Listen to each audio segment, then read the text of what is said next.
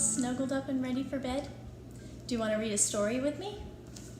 Tonight I have Ronnie Wilson's Gift, which has become one of my new favorite books, so I'm really excited to share it with you. I am going to attempt to read it without getting all choked up, but that has been hard lately.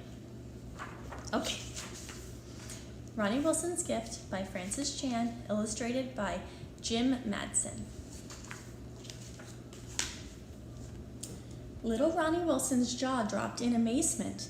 It was the first time he'd heard the real reason Jesus came to earth such a long time ago. He did that for us? That's amazing! Then an exciting idea popped into Ronnie's mind. Jesus gave me an awesome gift, so I want to give him a present too. When Ronnie got home, he tried to think of the perfect present for Jesus. His teddy bear was old and falling apart. His piggy bank only had $6.47 in it. Then Ronnie saw his baseball glove on his bookshelf. It was signed by his Uncle Jack, a player in the big leagues. Ronnie loved his glove more than anything else he owned. He thought to himself, Jesus gave me the greatest gift of all, so I want to give him the greatest gift I can. So Ronnie grabbed his glove and raced on his bike to the post office. How much will it cost to mail this to heaven? I only have $6.47, Ronnie explained. The mailman answered, I'm sorry, Ronnie, but we can't deliver mail to heaven. We have no way to get it there. Okay, thanks anyway, Ronnie said as he walked out the door. Ronnie rode home on his bike, thinking of different ways to get his baseball glove to Jesus, when he nearly ran right into a man shuffling down the sidewalk. Sorry, sir.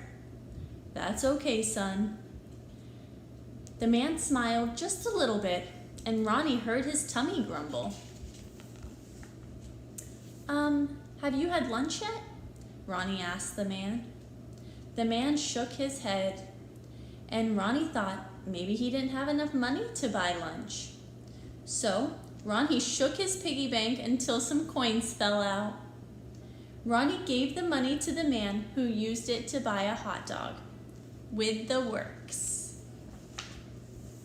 Later, Ronnie went out to his backyard to jump on his trampoline.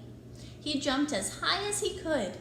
In fact, he jumped so high that his next-door neighbor, Jessie, saw him. What are you doing? Jessie asked. I'm trying to jump to heaven so I can give my baseball glove to Jesus.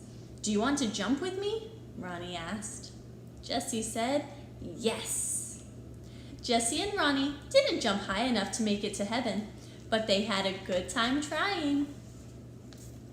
At the carnival the next day, Ronnie bought a giant balloon with the rest of his money. Then he tied his baseball glove to the balloon and wrote a note to Jesus. Just as he was about to let his balloon fly up to heaven, he heard a little girl crying, Mommy, my balloon!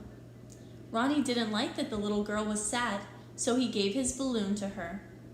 But now he had no way to get his gift to Jesus. Ronnie prayed, Jesus, I'm so sorry I couldn't get your present to you. I tried my hardest. Thank you anyway. That night, Ronnie had the strangest dream. He was in heaven, and Jesus said to him, Thanks for the present, Ronnie. What present? Thanks for the balloon when I was sad. Thanks for jumping on the trampoline with me when I was lonely. And thanks for the hot dog when I was hungry. What do you mean? Ronnie asked. Jesus answered, Don't you remember what I wrote in the Bible? Whatever you do for these brothers of mine, you do for me. Billy is the man you saw near the post office. He lost everything in a fire except his faith. He had just prayed for food, and I used you to answer his prayer. Your neighbor Jesse loves me, but he is lonely. I used you to be a friend to him. And the little girl who lost her balloon? Her name is Rachel. Her dad works hard, but doesn't have a lot of money. So I loved it when you gave her your balloon. They are all my children, and when you give a gift to my children in need, it's the same as giving to me. So thanks, Ronnie. Just then, Ronnie woke up.